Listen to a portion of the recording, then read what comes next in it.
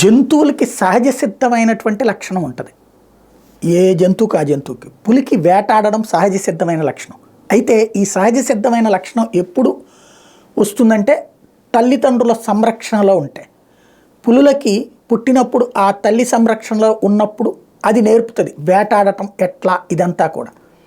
కానీ తల్లి నుంచి దారి తప్పినటువంటి 3 చిరుతలు ఆ మధ్యకాలంలో ప్రత్యక్షం అవడం, వాటిని ఆంధ్రప్రదేశ్లో అటవీ శాఖ సంరక్షిస్తూ ఉండటం, అందులో ఒక చిరుత చనిపోవడం, ఒక చిట్టుపిల్ల చనిపోవడం, మిగతా రెండింటినీ కూడా వాళ్లే సాకుతున్నారు. రోజు వీళ్ళు పెట్టే ఆహారం నాన్ వెజ్ అలవాటైన వాటికి వేట తెలియదు.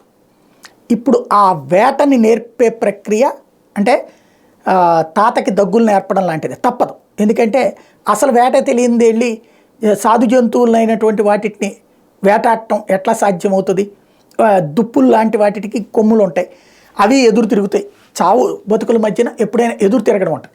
వాటిని ఎట్లాగా అనేటువంటి సహసిద్ధ లక్షణం వీటిలో రావాలి. మాటు వేసి కొట్టేటటువంటి ఆ లక్షణం బయటికి రావాలంటే ఆ వేటని నేర్పే ప్రక్రియ ప్రస్తుతం అటవీ శాఖ చేస్తోంది.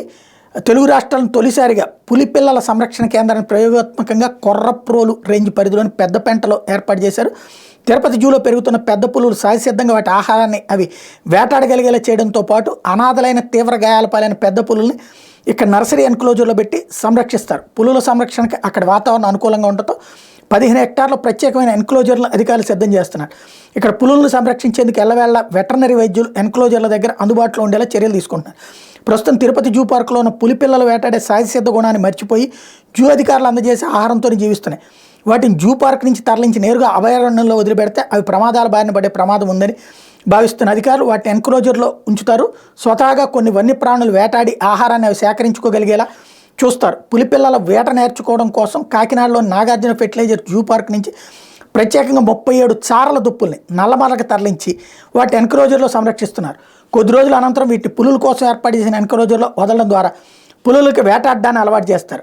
అవి వ్యక్తిగతంగా 50 వన్యప్రాణులు వేటాడిన తర్వాత వాటి శక్తియుక్తులను గుర్తించి తదుపరి చర్యలను చూసుకుంటారు. కాకినాడ నుంచి ప్రత్యేకంగా రప్పించిన చారల దుప్పుల కోసం కొరప్రోల్ రేంజ్ పరిధిలోని పెదపెంటలో 20 మీటర్ల పొడవు వెడల్పుతో ప్రత్యేకంగా ఎన్క్లోజర్ ఏర్పాటు చేశారు. వీటి కోసం ఎన్క్లోజర్ బయట 2.5 లక్షలతో సోలార్ బోర్డు అమర్చారు.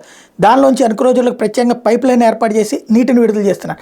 వీటి అవసరాలు తీర్చిదిద్దేందుకు సాసర్ పిట్లు, నీటి గుంటలను ఏర్పాటు చేశారు. వేసం తట్టుకునే ఎన్క్లోజర్ చలువు పందిళ్లు వేసి వీటిని వెజ్జల్లేలా స్ప్రింక్లర్లను ఏర్పాటు చేశారు. నీటిని వెజ్జల్లేలా. వీటి ఆహారం కోసం వినుకొండ, మార్కాపురం ప్రాంతాల నుంచి సుబాబుల్ బుల్ఫీడ్ని రప్పించి ఆహారంగా వేస్తున్నారు.